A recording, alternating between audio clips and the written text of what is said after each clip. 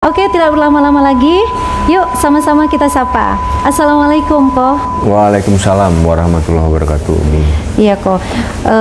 Apa kabar, Ko? Alhamdulillah sangat baik dan sangat bahagia Alhamdulillah. di dalam iman dan Islam tentu. Masya Allah. Ko, sahabat bisa lebih kenal lebih dekat lagi, mungkin silakan perkenalkan nama, asal-usul Ko, dan background keluarga dan agama sebelumnya. Bismillahirrahmanirrahim. Assalamualaikum warahmatullahi wabarakatuh. Alhamdulillahirrabbilalamin. Allahumma sholli ala nabiyina Muhammad wa ala alihi wa ashabihi ajmain amma ba'du. Nama saya Agustan ya. Saya dulu seorang hamba Tuhan. Saya dulu pelayanan. Terus alhamdulillah hidayah itu datang sama saya ya, sekitar tahun 2000, pokoknya waktu itu ya, sampai closing saya syahadat itu 12 tahun lah saya menunggu itu ya, setelah hidayah itu. Nah, saya dulu sih pernah bekerja, Umi ya. Saya dulu pernah bekerja sebelum saya sekolah seminari. Itu saya bekerja ya, artinya bahwa itu klimaks hidup saya sih sebetulnya kalau sebagai seorang laki ya. Jadi artinya ingin yang bertobat yang sungguh-sungguh lah.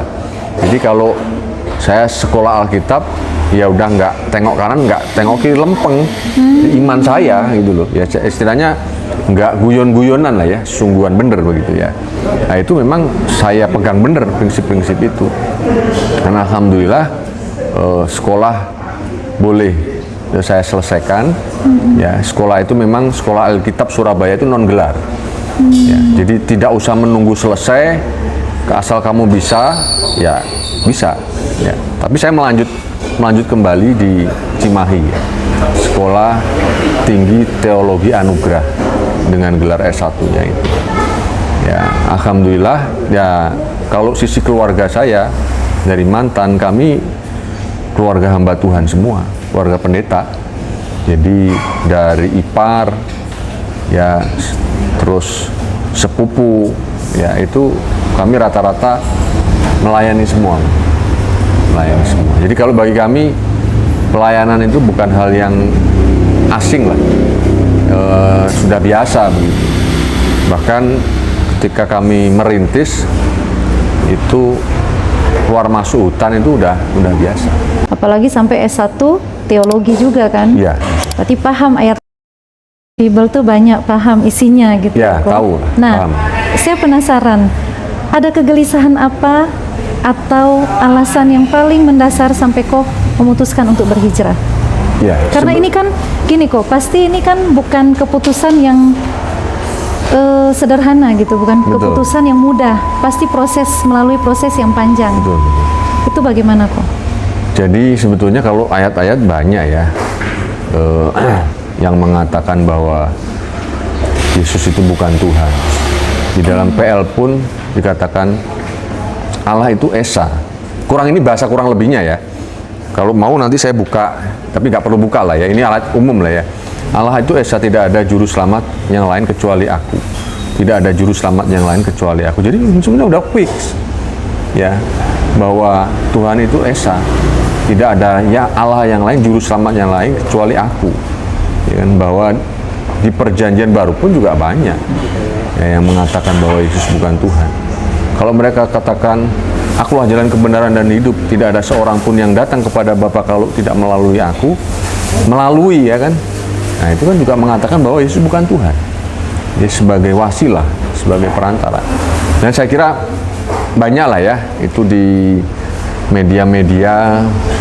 Sekarang kan juga kristolog dan apologet Muslim kan juga banyak. Itu kan sudah dibuka semua saya kira ya. Dan Yesus sendiri tidak mengatakan bahwa akulah Tuhan sembahlah aku, juga tidak. Yang mengatakan kan pengikut-pengikutnya. Itu pun setelah kurun waktu kurang lebih 60 tahun setelah Yesus meninggal wafat. Kalau di kita kan berarti asbabul nusul, asbabul wurudnya kan tidak bisa dipertanggungjawabkan, Umi. Doif ya? Ya, doif seperti itulah ya. Jadi saya kira sangat jelas ya, bagi orang yang mempunyai pikiran yang sehat, dikasih hati nurani. Tapi memang kalau berbicara doktrin tidak segampang itu.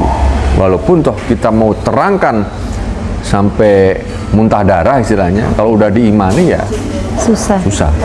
Ya, apalagi udah kena dogmatika ya. Dogmatika ini kan berbicara tentang pokok pengajaran.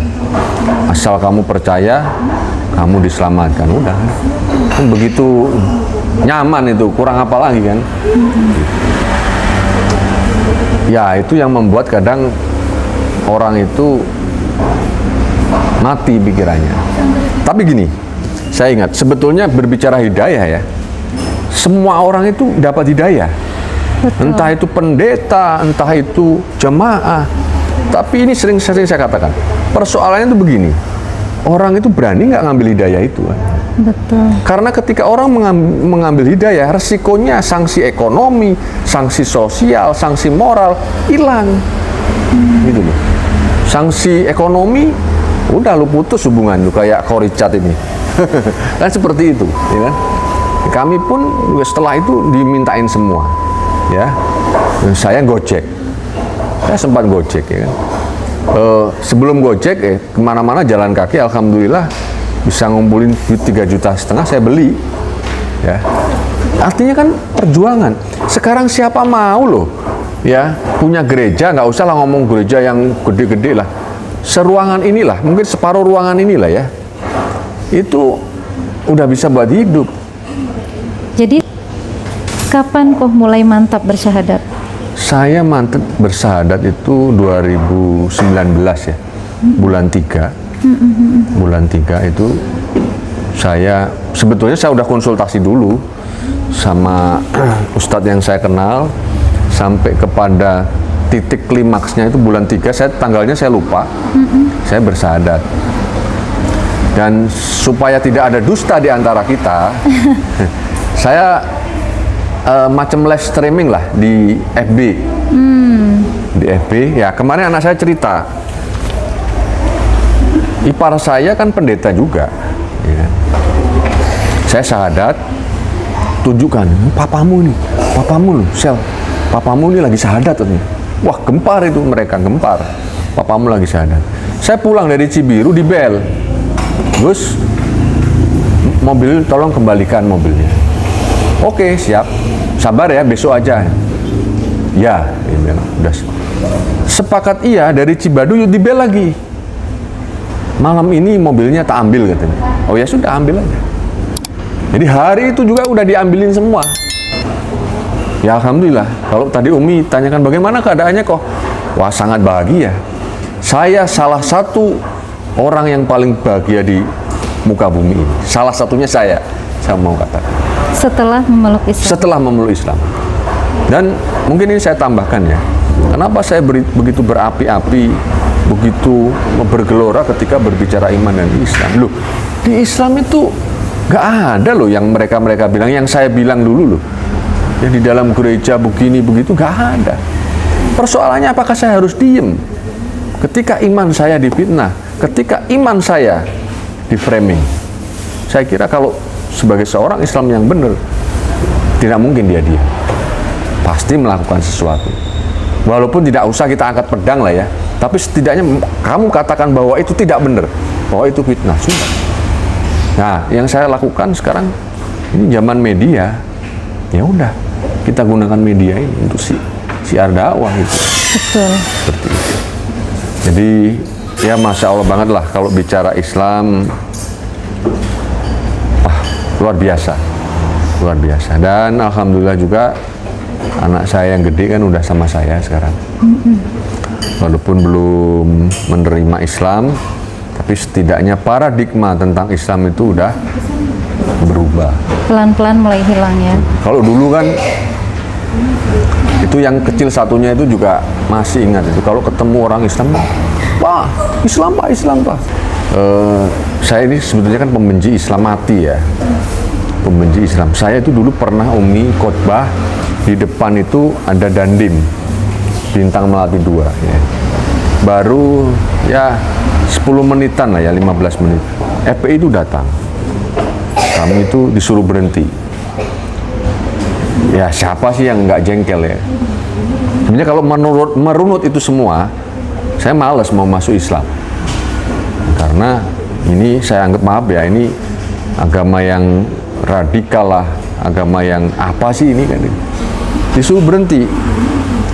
Kita nego tambah sekian menit nggak boleh, tapi berhenti. Khotbah amin, ya doa berkat amin. Akhirnya pulang. Nah, saya baru tahu ya setelah berapa bulan itu ternyata gereja ini disomasi oleh masyarakat. Makanya di tempat saya khotbah itu 2 kali, pindah di sana 2 kali, di gudang ini, di sini 2 kali. Saudaraku yang dirahmati oleh Allah, yang sering terjadi itu FPI radikal, Islam itu radikal, nggak pernah disebutkan kenapa dia melakukan itu. Gitu loh. Ya, itu kan yang terjadi karena nggak punya izin. Ya, jadi memang kalau melihat itu semua sebetulnya berat untuk melihat Islam. Dan saya pernah ketemu Habib kalau nggak salah ya, di Bungurasi.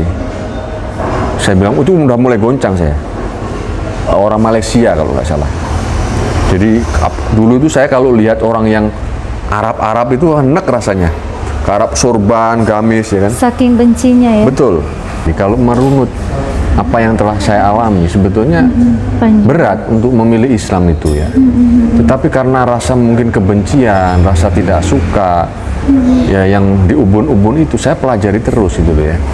Dan sampai kepada satu titik kan bahwa kayak orang-orang Amerika pemimpinnya mengakui ISIS itu yang ciptakan dia, Al-Qaeda yang melihara dia. Ya ini jadi saya melihat kesemuanya ini framing gitu loh ya. Dan saya juga melihat tiap ada masalah Islam disalahkan. Tidak pernah melihat kenapa sih misalnya gereja rumah itu ditutup. Catat ya, gereja rumah itu ditutup. Nggak pernah. Yang tahu tuh hanya ditutup. Itu ya. Oleh karena itu, makanya sekarang saya menjawab hal-hal seperti ini. Apa, mengapa, bagaimana itu harus runut. Jangan main tuduh saja, Umi. Iya. Nah, itu yang membuat akhirnya saya melangkah dan saya ke Bandung ini juga sebetulnya awal-awalnya dulu ya dalam rangka menggali Islam itu sendiri. Seperti itu. Dan saya disyahadatkan 2019 di Cibiru, di Cibiru. Alhamdulillah. Ya cuma begini ya, ini juga pesan organisasi yang dulu saya pernah bernaung. Saya kasih ruangan, kesempatan seluas-luasnya untuk mengkanter omongan saya. Nggak apa-apa. Oh katakan Agus ini pendeta palsu, ya kan? Agus ini omongannya nggak bisa dipertanggungjawabkan, nggak apa-apa.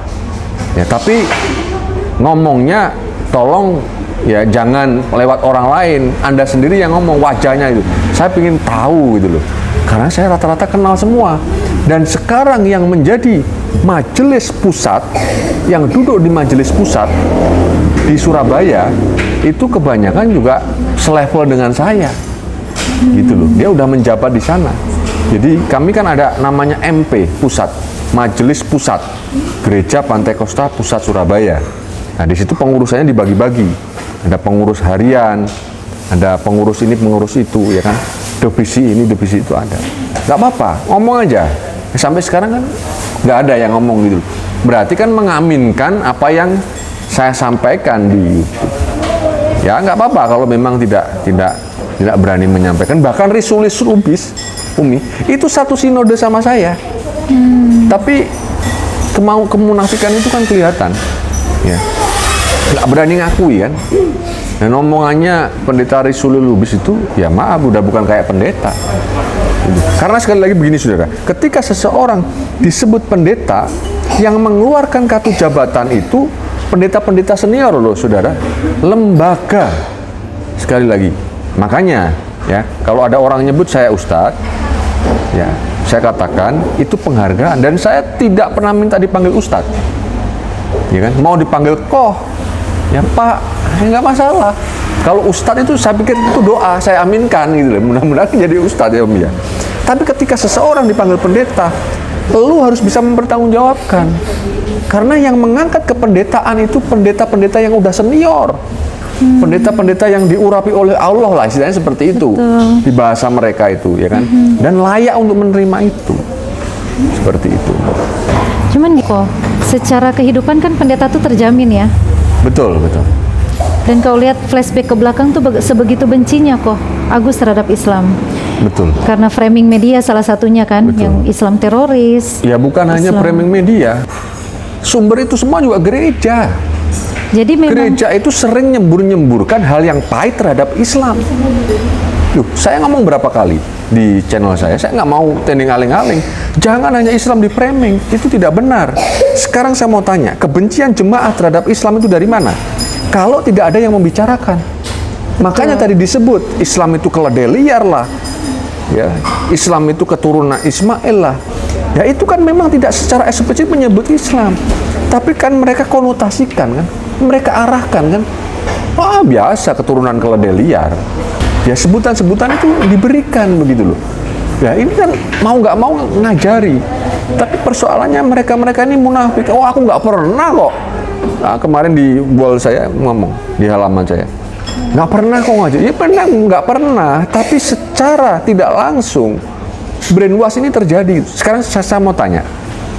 Kalau tidak, kenapa kalian benci sama kami ini? Sama orang-orang Islam ini? Dari mana? Alasannya apa? Dasarnya apa? kalau bukan doktrin ya. Itu dia. Ya, ketika Anda oknum satu orang, kalian yang sebut imannya Islam, padahal itu oknum, ya kan? Tapi apakah kami pernah menyebut, ya kan? Ketika orang tetangga sebelah melakukan, kita nggak pernah menyebut imannya. Itu perbedaannya. Disitulah Umi, kenapa saya ngotot. Saya tidak akan berhenti kecuali saya mati untuk memperjuangkan iman dan Islam. Karena saya pikir wajib diperjuangkan agama ini, agama yang mulia. Jangan kalian ngomong agama kok dibela, agama loh. Kalian ini mulai 2000 tahun yang lalu udah bela agama. Apa buktinya? Jadikanlah semua bangsa muridku. Penjajahan-penjajahan itu apa itu tidak membela agama? Ini kebohongan dusta yang luar biasa yang harus dibuka sebuka-bukanya. Tapi gini kok, tadi kok Agus bilang bahwa di Bible pun tidak ada ayat yang mengatakan bahwa Isa itu adalah Tuhan. Betul. Berarti sebenarnya pendeta pada tahu ya kok ya? Sebetulnya pada tahu. Dan itu disampaikan nggak ke jemaat? Nggak mungkin itu. Nggak mungkin. Nah, makanya ambigu kan. Makanya kemarin mengatakan ayat-ayat yang disebut ya. Maaf kalau nggak Filipi 12 Filipi 1 atau Filipi 12 ya, maaf ini ya. Yang menyebutkan intinya begini, bahwa aku bangga dianiaya, aku bangga dipenjara oleh karena Kristus. Ini kan sebetulnya ajaran mengajarkan orang untuk masuk penjara, masuk bui demi Kristus. Saya pun setuju kalau konteksnya konteks peperangan. Kita ini damai loh. Ini konteksnya damai. Ya kan? Dan dia justru mengatakan bangga di penjara karena Kristus. Ini sebetulnya perlu dikoreksi sebetulnya. Ya, kalau mereka mau menyadari. Oh, lebih apa ya? Lebih inian agama kami. Udah jelas kok pakemnya. Yang harus dimusuhi siapa? Kafir apa? Simni apa harbi? Ya kan? Klasifikasinya kan sudah ada. Nah, sedangkan mereka ini tidak ada, hanya ingin membela Kristus yang nggak jelas. Kenapa saya katakan nggak jelas? Ya seperti apakah boleh dikatakan membela Kristus? Bukan. Ya kan? Apakah mereka dakwah? Bukan. Ya kan? Itu hujatan-hujatan. Yeah. Tapi dikategorikan sama mereka bahwa ini hidup adalah Kristus, mati adalah keuntungan. Keuntung dari mana? Sekarang saya mau tanya. Kan begitu. Makanya itulah ya. Satu hal saya sangat bangga ya secara pribadi, dan saya secara pribadi pula sangat bahagia karena apa? Karena saya sudah menerima kebenaran ini, udah sangat-sangat bahagia kalau Dan saya. tenang ya kok. Sangat-sangat tenang. Tapi bagaimana respon keluarga saat itu kok? Kalau keluarga saya, mama ini kan gado-gado ya, mantan istri mau melahirkan. Iya, ya, mantan kan? istri. Melahirkan anak pertama, Dia datang, dia ikut Kristen. Begitu pulang, sebelah rumah kan kelenteng. Ikut kelenteng, kembali lagi. Gitu. Ya kalau masalah saya masuk Islam, saya udah menjelaskan ke saudara-saudara saya, koko-koko saya ya, cici-cici saya. Jadi saya juga orangnya cukup keras sih. Saya bilang kalau masih pingin baikan sama saya, tolong masalah wilayah agama nggak usah diikut campurin. Biar saya mau begini begitu itu saya lebih tahu daripada kamu, saya bilang gitu. Nah itu untung alhamdulillah mereka pahami. Ya, kalau itu kalian langgar, ya udah hubungan kita nggak lama, persaudaraan kita. Ya alhamdulillah. Jadi kok tegas ya dalam Iya, hal itu. tegas. Cuma mereka kemarin waktu Yaya Wawan ditangkap, mereka sampaikan, Nyo, panggil saya kan si Nyo ya, mulai kecil itu. Ya kita orang Jawa Timur kan campur ini bahasa Indonesia bahasa Jawa. Kon nek anu khotbah ujuk keras-keras, awak-awak iki wedi gitu loh. Jadi kita ini takut kalau kamu ada apa-apa. Jadi tolong dikurangi lah ya. Itu kan baik ya, bilang ya. Oke, siap. Selama baik dan itu tidak diulang-ulang ya saya terima. Kalau itu diulang-ulang terus saya juga nggak terima, Umi. Jadi janganlah dianggap bahwa kita ini nggak ngerti gitu loh ya. Iya. Ya kan? Memang semua ada resikonya. Makanya saya sampaikan di intro saya kan, saya berani bukan berarti saya nantang, tapi saya mempertahankan iman saya memperjuangkan iman saya. Seperti itu. Jadi memang benar Islam itu perjuangan. Iya. Dan saya rasakan pekik Allahu Akbar itu memang benar. Kalau saya dulu kan saya holok ini, wah dikit-dikit Allahu Akbar apa nih gitu loh. Tapi setelah saya berislam, saya rasakan ketika kita mengemakan takbir itu tumbuh, langsung keluar. Dan saya pernah mengeluarkan statement, ya, haleluya itu bahasa surga katanya. Terpujilah nama Tuhan. Allahu Akbar itu empunya kerajaan surga. Allahu Akbar itu bahasanya Allah sendiri, gitu loh. Apa buktinya? Coba lihat, setiap orang muslim ketika memekikan itu, wah, bahkan ya maaf, sampai mau mati pun nggak takut kita, karena kita udah tahu gitu loh. Ya memang sekali lagi kalau itu dibuat hal yang tidak benar ya kita. Ini kan konteksnya bukan hal yang ke situ. Saya kira itu Islamophobia lah yang kesana. Seperti itu. Jadi kalau dari keluarga Ko Agus menerima ya, ketika Ko Agus mulai tegas. Tapi dari istri dan anak-anak dan keluarga istri, Oh nggak bisa nerima.